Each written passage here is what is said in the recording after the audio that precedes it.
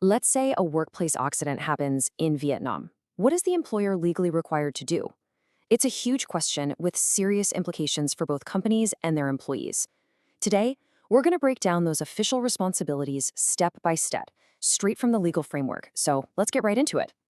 So, this is really the big question we're here to answer. An accident happens, and suddenly a whole chain of responsibilities kicks in. And it's not just about first aid, it's a comprehensive process. So what does that timeline actually look like, from the moment of injury all the way to long-term support? Let's find out. Okay, but before we can even get into who's responsible for what, we have to be super clear on what we're actually talking about. You see, the law makes a very specific distinction between a workplace accident and an occupational illness. Understanding these definitions is the foundation for everything that follows. First up, the workplace accident. The key phrases here are injury or death that happens during the work process. This means it's directly tied to performing a job-related task. Think of someone slipping on a factory floor or getting hurt while operating machinery. It's an acute event, a specific incident that causes immediate harm. And then you have occupational illness. What's really interesting here is the contrast. This isn't about a single event. It's a disease that develops over time, caused by harmful working conditions. Think about things like chemical exposure or repetitive stress. It's chronic, not acute. All right, so an incident has happened. The clock starts ticking immediately. This next part is all about the employer's first and most critical responsibilities, the emergency actions that have to be taken without any delay. Legally speaking, there are two immediate, non-negotiable first steps.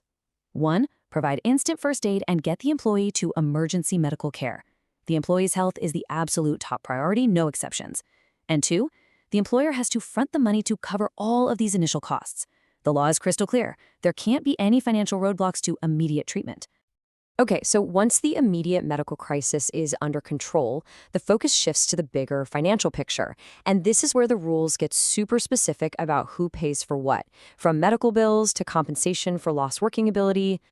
So what does covering medical expenses actually look like in practice? Well, the bottom line is this. The employer is responsible for making sure the employee doesn't pay a single dime out of pocket for their medical care.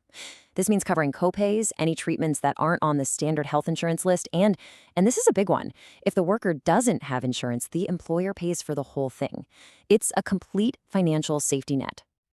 Now, this next point is absolutely crucial, and it's really a cornerstone of the law. While an employee is out of work for treatment and recovery, the employer must continue to pay their full 100% salary. This is to make sure that a physical injury doesn't immediately turn into a financial catastrophe for them and their family. It provides that critical stability during an already incredibly tough time. 30 months' salary. Just let that number sink in for a second.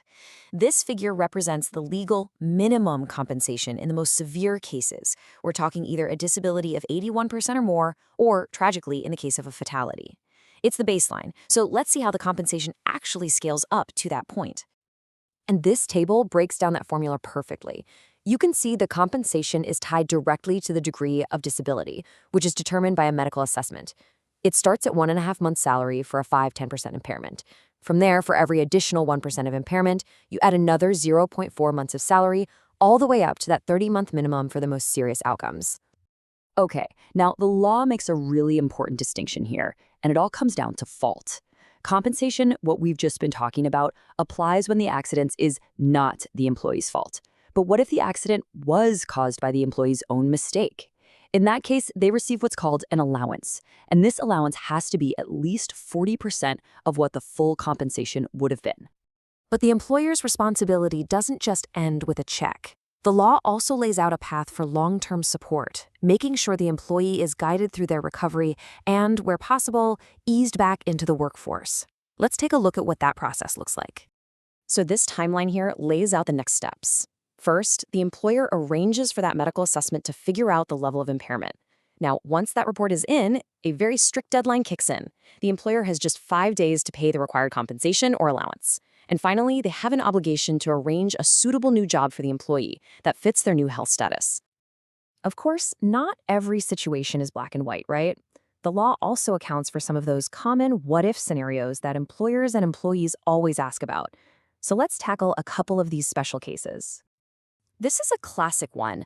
What about an accident that happens on the way to or from work? The daily commute. Does that count? And the law gives a very clear answer here. In this specific situation, the employer is required to provide an allowance. So while it's not the full-blown compensation you'd get for an on-site accident, it is still a mandatory financial support. The law basically recognizes that the commute is an essential part of the workday, even if the incident happens off-site. Okay, here's another frequent scenario. What if the employer was proactive and already bought a private accident insurance policy for their employees? Does that get them off the hook for their legal obligations? No, the law is crystal clear on this. A private insurance policy doesn't just wipe away the employer's legal duty.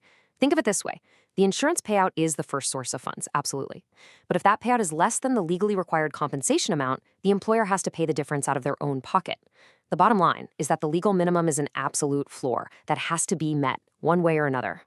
So when you step back and look at it, this whole framework is designed to create a clear, predictable process for everyone involved. It's about making sure employees get the fair care and compensation they need, while also giving employers a clear set of rules to follow. The goal really is to balance these responsibilities, to provide a safety net for workers without putting an impossible burden on businesses. The final question, of course, is how well that balance works in the real world for everyone involved.